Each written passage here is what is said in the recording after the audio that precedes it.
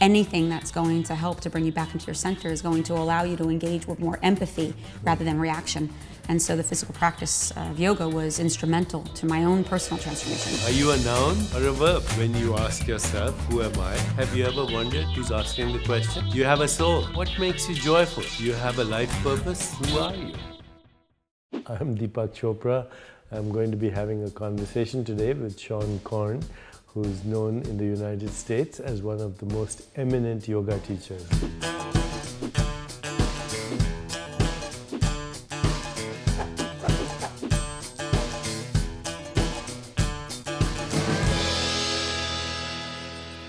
First of all, thank you very much for having me here. Sure. And I've been practicing yoga for 26 years. After years of practicing yoga, the yoga practice at first was about my body, my health, my life, and my own experience. And then a little shift happened, and the practice became not so much about my health and happiness, but how can I, through the practice of yoga, begin to impact or change the world. And so I started using the platform that I was given through teaching yoga to create different social outreach projects. And I'm the co-founder of an organization, a nonprofit called Off the Mat Into the World.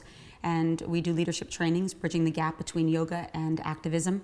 We do a variety of projects. We've raised over $3 million at this point. We've built an eco-birthing center in Uganda, a halfway house in South Africa, a sustainable bakery in South Africa, wow, a 7-room schoolhouse, work in Haiti. We're doing work this year in India with sex trafficking. And so we're very committed to trying to take that now what, now that you're happier and healthier, from the practice of yoga, what do you do with that light?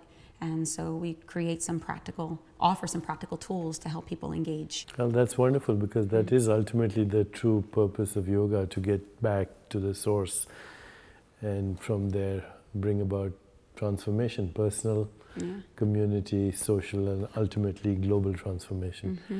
Because in the absence of personal transformation, I don't think there's any social transformation. Well, why it was so fascinating for me with yoga is for the first 5 years of my practice of yoga, it was really about the physical, about getting into my body and into my breath. I didn't even think about it in terms of spiritual transformation or even social practical transformation. It was just a way to release tension. But once the tension began to release, I began to feel.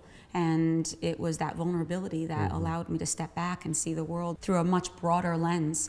And so the embodied practice is just one of the tools that we use as a way to create a sustainable practice for outreach.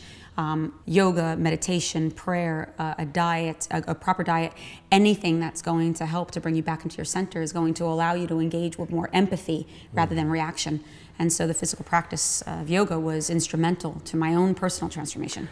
I know about the leadership initiative that you have, but what about this new initiative of getting people to vote and get involved in politics? What we're doing is something called Yoga Votes, and it kind of grew out of the work we were doing with Off the Mat Into the World. We were creating these small circles through the United States, training leaders to activate their community, doing these little projects, whether it was related to education or healthcare, domestic violence. It really didn't matter to us. We just wanted to see people engaged. Suddenly I stepped back and realized that if we wanted to be truly impactful, we had to recognize what we had. There's 20 million people in the yoga community. This is a billion-dollar industry. These are people statistically that are educated, that vote, pay their taxes, and that live by or you would hope, would be interested in a certain moral or ethical code in relationship to yoga. And so I couldn't help to think what would happen if we were able to organize this community, harness the energy, and could we potentially shift us from just being a community into a constituency and start to impact even policy. And so this is a nonpartisan effort. All we're doing right now is getting into the conversation, getting people in the community to really look at their own values. What is it that they're interested in? Where do the candidates stand in regards to both those issues and the values that we hold so dear, and to vote our values? And if we can get even 50% of that 20 million out there, we could really create, we can have a little bit of an impact. Sure. And so that's what our intention is.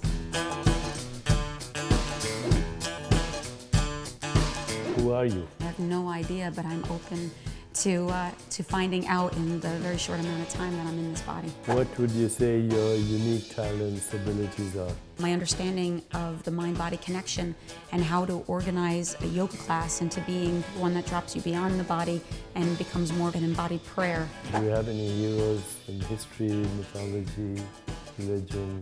Jesus Christ, which is funny because I'm Jewish.